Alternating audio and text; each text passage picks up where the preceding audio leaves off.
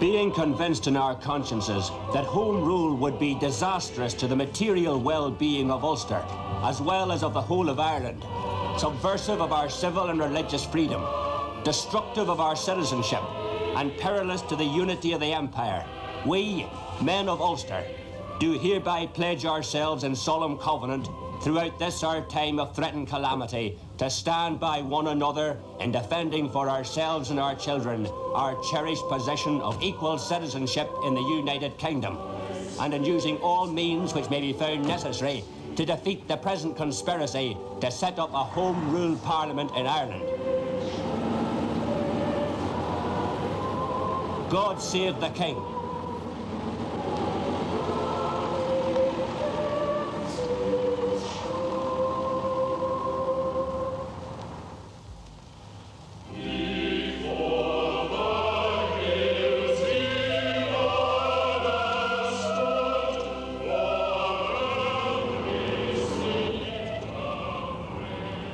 The Ulster Covenant, drafted by Edward Carson, signed by 219,000 Ulster loyalists in blood and ink in September 1912.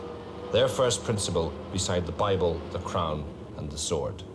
But what has the last 5 years done to their resolve to have and to hold? As this bus full of Ulster Protestants drives through the battered city of Belfast, whose daily diet is death, can we expect them to raise up their eyes from their ring of British steel to see the rainbow of Irish reunification shining over the city, which we, down there, so promptly offer as the panacea for all their ills? What do we know of their fears, their phobias? Who are these people anyway? Our friends, our enemies, our countrymen? For so long we have scrutinized them, now they come to look at us. Fred and Molly Otley. I live in the west part of Belfast. I'm 29 years of age. I'm a lorry driver. I drive down in Harland and Wolff. Where I live, it's right in the heart of the Troubles. Before the Troubles ever started, I had a good relationship with down south. So much so I went down there as pipe bands. I'm a pipe band man. Now I wouldn't put my foot on it, normally, only for this programme. Sam and Anne Egerton. Yeah, I've lived all my life in East Belfast. My father worked in the shipyard. I've got relations here in the UDA. I have become more hardened towards men of violence on both sides because I've seen the results of this on both sides. And believe me, they're both the same. Well, I don't really take much interest in politics at all. My husband, he never did until he joined the Lands Party. And he takes more to do with it. And there's points I don't agree with him on. And sometimes would have, an argument over it. But otherwise, I just would sit and listen and take it all in. Alfie and Elsie Large. I'm an Orange man. My background in East Belfast, I come from the Ravenhill Road originally. It's not the south that I fear. It's the people that are wanted up here that have gone down south and they're safe down there. The only time I was down south was nearly 6 years ago on our honeymoon, and the people were all very nice.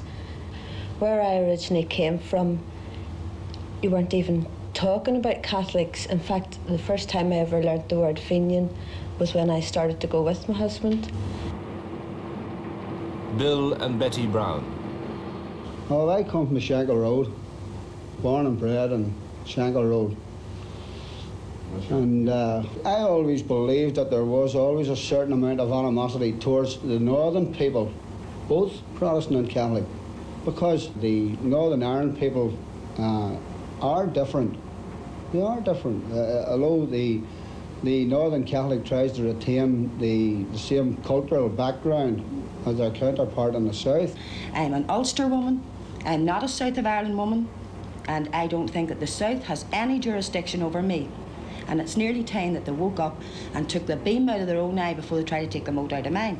You've no freedom. You haven't the freedom to think. You're a puppet in a string. You can't even read a dirty book. I'm not advocating you to do read a dirty book. But if I wanted to read one, I don't think anybody should tell me not to. But I'm not afraid of republicanism. Alec and Ella Hill.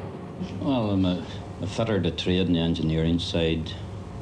I've taken interest trade union-wise in my branch life. Outside of that, I've taken interest in the Orange Order. I have been down south, not one, dozens, but hundreds of times prior to all these troubles. Last August, I was down at the wedding of a nephew in Skibbereen. I would suggest that some of the Protestant people down there remind me of the Jewish community, let's say, in the north of Ireland or in England or anywhere else. I was born to respect the Queen and always stand for her, never run out of a picture house while it was being played. I think it's part of life to me. I was born with it. All of this group are ordinary working class Belfast Protestants, some from the Shankill, some from the East End. All of them, in one way or another, Unionist.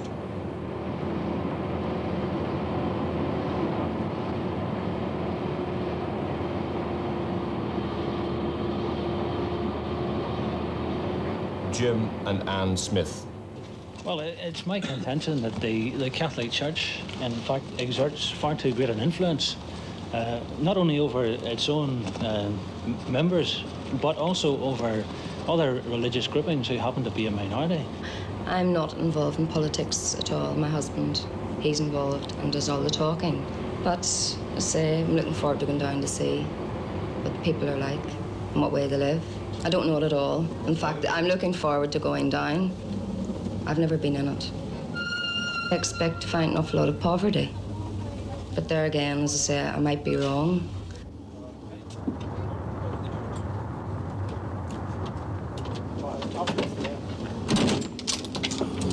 Thank you. As regards the unification of Ireland, I think it's a myth. It'll never happen because there's too much has went by. It might happen, but my God, it'll be been over 2,000 years.